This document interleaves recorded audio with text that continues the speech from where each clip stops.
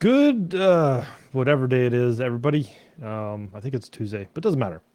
How's everybody doing? How are my next gen millionaires? Because that's who I'm talking to. You know who you are. I want to pop in here this week for my live stream um, and talk about a couple of different things in regards to our numbers.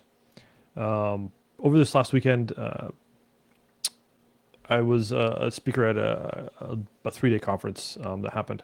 Um, I was given kind of a this one's always good because I've spoken there before, and it always gives me some leniency on what I want to speak about. So I always try to tailor it to kind of what the theme of what they're doing and really what people are coming up with, what they need help with when it comes to money. Because, you know, it doesn't matter how much you make, there's still layers to look at when it comes to how you feel about money, how you feel about your numbers, what reactions you have when things are high or low in your businesses, right? It happens and we react, and most of the times we probably have some little routine to get through it. But what I want to talk about is like really just like why our numbers scare us today. Because if you look at it, a lot of people will be like, "Well, Joe, no, I don't have a problem with making 20,000 a month or 100,000 a month or whatever that number is, right? Or selling this much of that event."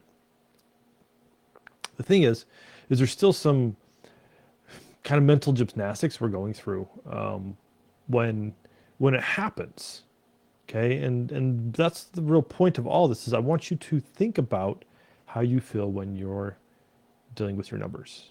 Okay, and there's lots of different numbers to look at, and I want to go over a few of those today, just to kind of start having people pay attention to what's actually happening in their minds, in their hearts, in their lives around these numbers. Because at the end of the day, money should be something fun. The numbers in our businesses are P&Ls, right? If you really get into like the super accounting side, our expenses, our profit, all that stuff should be fun. It tells a story. The problem is most of the time people write the story for the numbers, and we don't ever take time to stop and think about what those actually mean. And when we do that, we put ourselves in not a very good place because we start reacting to what the numbers are instead of really taking a step back and being like, hey, what are they trying to tell me? So that's what I want to talk about today. Just give you a few little tips and tricks as always, and how we can move past that, or how you can start getting a better relationship with your numbers, and hopefully not freak out every time you see them. A couple of examples I want to use. One was specifically, and I asked her if I could use this example. But during my presentation, as always, I always talk to people about talking to their money. So anybody who's watching this video today, if you're not talking to money, like if you don't have some money, like my little stack here, you don't have to have this much. But if you don't have some of that, you're not talking to it daily, I'm going to tell you, you got to start. Like it's time to start talking to your money. And I talk about this all the time. So there's probably, who knows, 5 other videos I've done that mention this as well. So that's kind of step number 1 to start building this relationship, because the reason why numbers scare us is because we're afraid of what's happened in the past that's going to happen in the future, right? Our brains really hold on to what's happening or what has happened because that's the way they work, right? They're like, hey, in the past, I did this one thing and then it resulted this, right? If you think about the scientific method, it's great for that, right? You have a hypothesis, you do a bunch of testing and controls and all this fun stuff, and you get a result. Well, our brains function like that. They really like that order when it comes to experiences. So for us, in the past, something happened. We had an experience. Now, I want you to catch yourself here already, because that experience was not good or bad. It's how we labeled it. It just provided data back for us, okay? Especially when we talk about numbers. So if we can start looking at numbers being data, and we can understand the emotion around them, then we stop reacting to the emotion and we start understanding what the numbers mean. But anyway, so we go back and we had this, and so what happens is when we start feeling those same emotions, because that's what we've attached to the numbers, then we start doing the same things as we did before. Or our minds already fill in the blanks. They're like, well, this is what will happen. And then we have the come apart. Or we celebrate. Like it can happen on the good side too. Like we have a really good month, We're like, yeah, dancing around. We had some really good sales. We connected with some really good clients. We had some major wins. And now we're going to celebrate that. But on the adverse side, on the other side, if we didn't have a good month, if we had higher than anticipated expenses, even the anticipated expenses sometimes can cause these emotions to start coming up, and we start freaking out. So start paying attention to that. That's what I want you to start looking at. So there was a lady at the conference I was at, right? And it was talking to money. So she's just talking to money, and she had like this tax thing that she was trying to do. And she thought she owed the government a bunch of money. And she was kind of freaking out about it.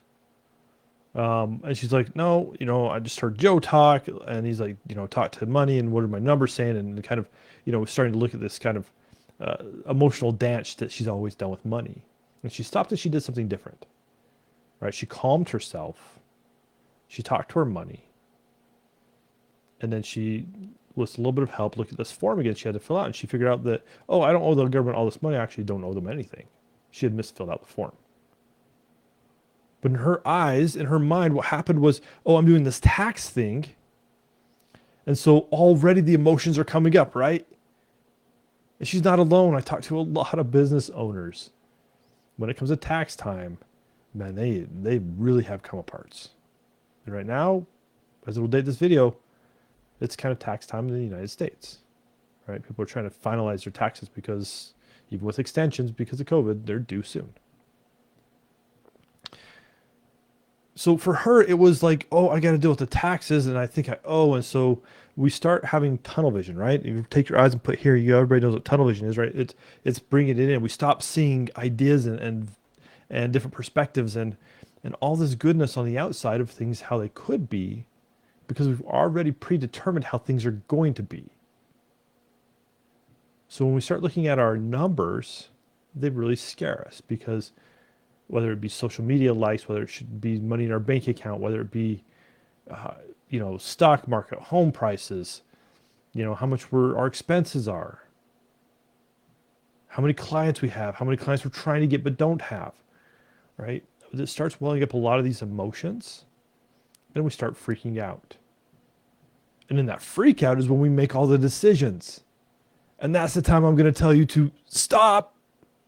Don't make decisions when you're like that, because we tend to make those reactive decisions based upon past experience, and we're going to do things the same way, right? That's why we continue to do things over and over and expect different results, but get the same result. If we're trying to make more money, we got to do something different. So I'm going to suggest to all of you this week, right, as you're reading this, and when you read this, if you watch this live stream or you watch it on YouTube, wherever it's at, that when you hear this part, think about where you're having that kind of come apart in your life around numbers, and take a pause. Now, it's not a very long pause, but just pause, collect your thoughts. Try to look at it from a different perspective. You can phone a friend. It's got to be somebody you trust, and run them by that person. Sleep on it for 24 hours. Do one of these things, because we got to let that emotion kind of subside. Now, there are plenty of tools out there to take care of that. You can punch a punching bag, right? You can take, if it's anger, it's like, oh, I don't have enough. You can go punch a punching bag safely, please. You can scream into a toilet. You can write and burn. You can do like lots of different things to really take care of the emotion. And once you do that, then you can go back and look at your numbers and be like, okay, cool. It's not as scary as I thought. My sweet wife, I mean, this is like the thing with the kid in my mind, okay? So when it comes to scary movies, like the horror genre, we can't watch any of those because she has nightmares for weeks, right? So even if it's a trailer, she'll like close her eyes, right? And then when it's safe, she'll open it back up, meaning that trailer's gone or the scary part's over.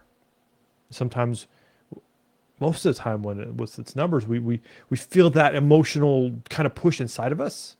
And we close our eyes and we're like, I don't know, but I'm going to make this decision. But we make our decision with our eyes closed.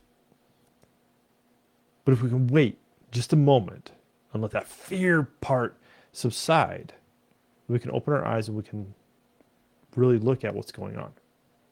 So I'm going to challenge all of you this week. Okay? All of this week, just take a week to do it. Look at your numbers. Now, I'm not going to tell you which ones. It could be your profit, like revenue for the month or the year. Where's that sitting at right now? Could be the number of clients you have. Could be the number of clients you want but don't have.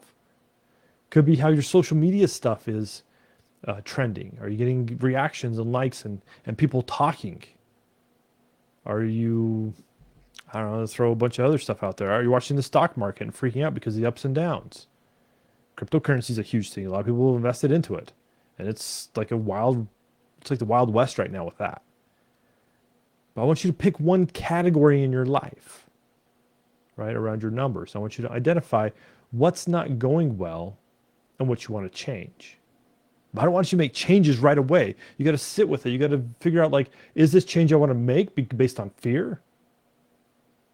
Maybe you're in the middle of some type of launch and you like want to change things up because the plan you had isn't working.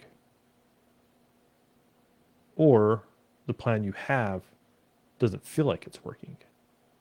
I want you to get a different perspective. I want you to write a different perspective about what's happening to try to see if there's a different angle you can approach it.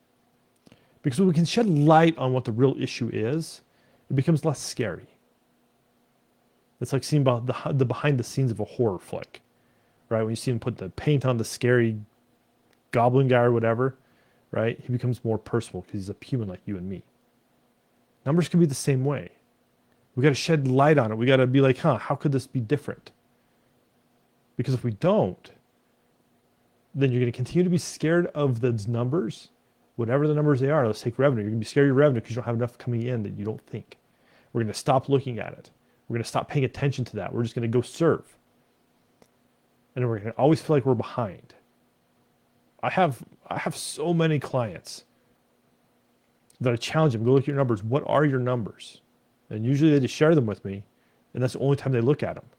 And guess what? Most of the time they're pleasantly surprised with where they're at.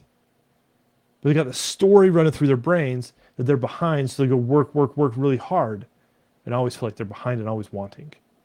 When in reality, they're surpassing their goals and they're way further ahead than they think they are. So for you, challenge this. Let's get a new perspective.